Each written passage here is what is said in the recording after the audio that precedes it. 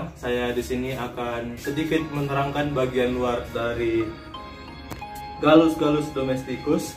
Yang pertama ada caput, yaitu kepalanya. Selanjutnya ada truncus atau badannya. Selanjutnya ada ekstremitas atau anggota badannya. Ekstremitas ini dibagi menjadi dua bagian, yaitu ada ekstremitas superior berupa sayapnya, yang kedua ada ekstremitas inferior berupa tungkai kakinya.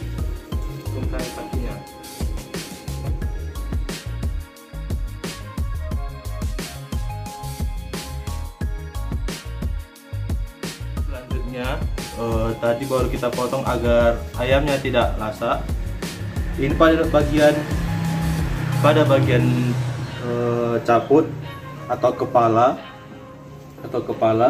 terdiri dari beberapa bagian. Yang pertama ada rostrum atau paruh, disusul dari rahang atas dan rahang bawah, rahang atas atau maksila, dan rahang bawah atau manibula. Selanjutnya ada organ fisis atau mata.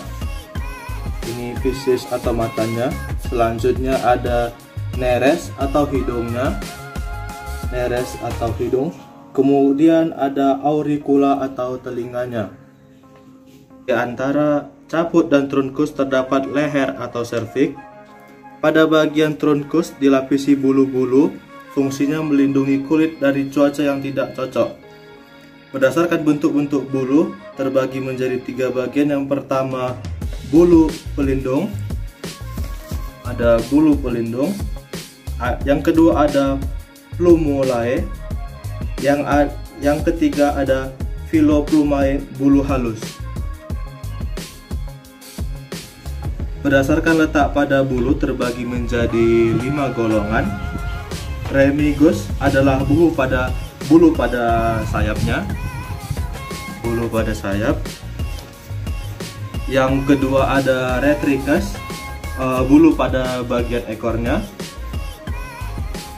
Selanjutnya ada retricus, yaitu bulu yang menutupi badan. Selanjutnya ada paratherum, bulu yang menutupi bagian pada bahu. Yang terakhir ada alulasir ala superior atau bulu-bulu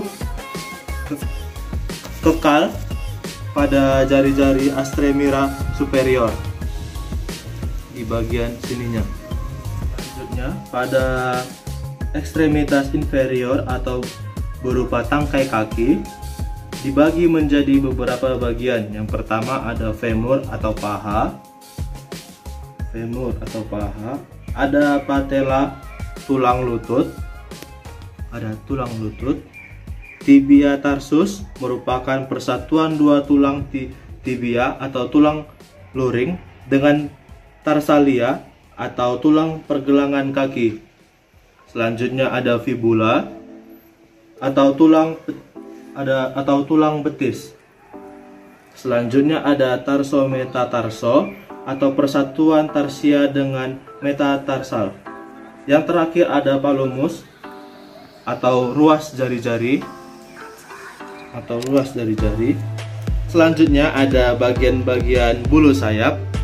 Yang pertama ada umbilicus inferior yang terdapat di bagian pangkalnya. Selanjutnya ada calamus. Lanjutan dari calamus ada rachis. Ini rachis. Dan terakhir ada satuan bulu-bulu yang disebut barbae. Sebelum membedah bagian dalam perutnya, harus mencabut terlebih dahulu bulu-bulu yang ada pada bagian luar, membersihkan terlebih dahulu agar gampang mengguntingnya atau membedah bagian perut ayam ini.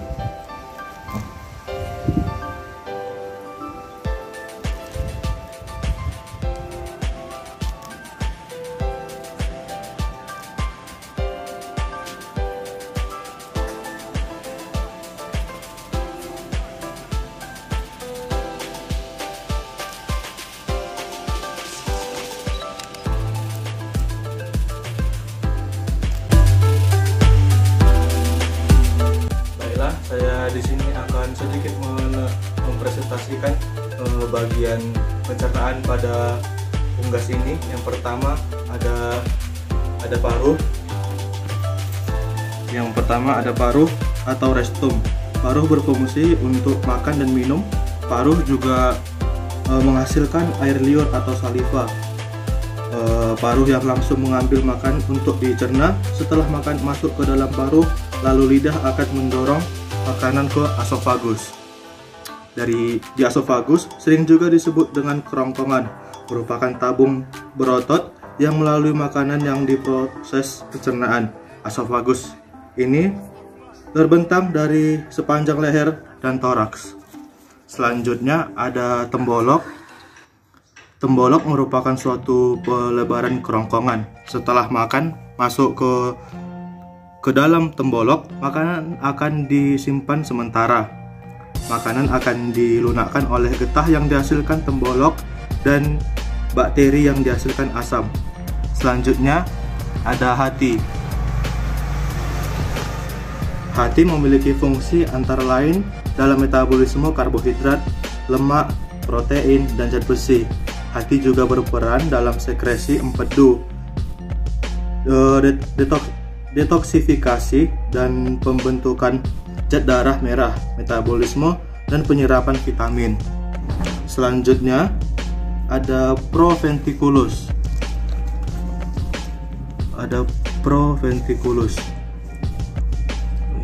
Proventriculus berfungsi untuk mengeluarkan asam klorida dan pepsinogen ke dalam pencernaan yang akan mencampur bahan makanan yang dicerna melalui mekanisme otot.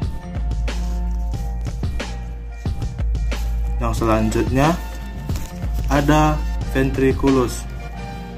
Ventriculus merupakan ventriculus untuk mencerna makanan secara mekanik dengan bantuan grid dan batu-batu kecil yang berada dalam ventriculus yang ditelan oleh ayam.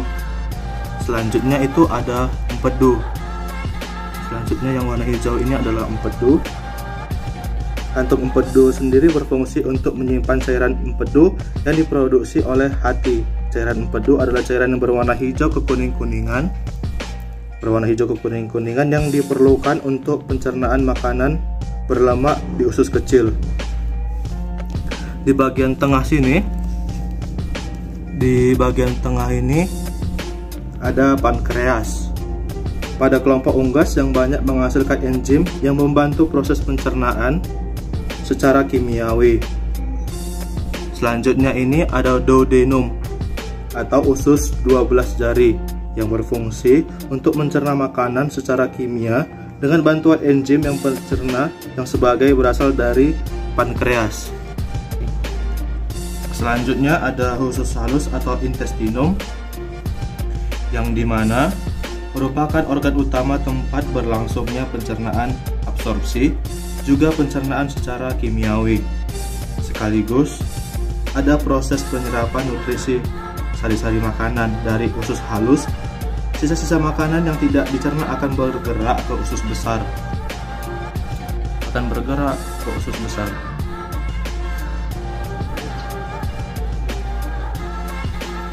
Di usus besar merombak sisa-sisa makanan yang tidak dicerna menjadi feses. Terjadi absorpsi kembali air yang banyak pada usus besar yang berguna untuk menambah dan mengatur keseimbangan kandungan air pada tubuh unggas. Yang terakhir itu ada kloaka.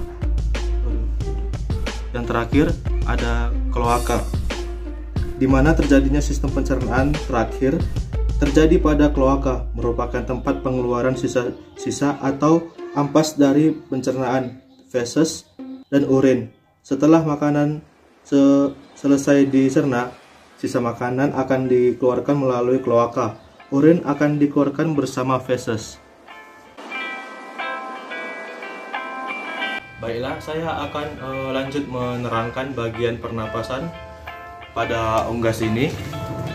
Di bagian pernapasan dengan menggunakan paru-paru dan kantung udara, secara umum sistem pernapasan dari unggas didukung oleh beberapa organ, yaitu lubang hidung, jarix, trakea, sirix, bronki, paru-paru, kantung udara, dan rongga tulang.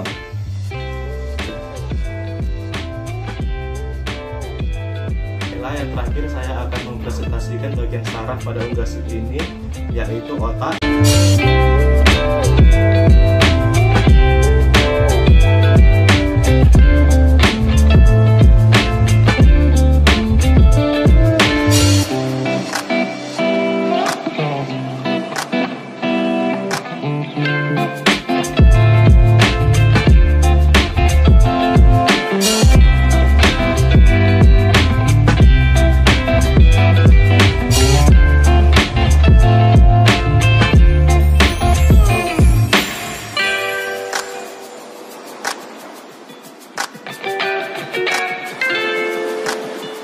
Yang terakhir saya akan mempresentasikan bagian saraf pada unggas ini, yaitu otak.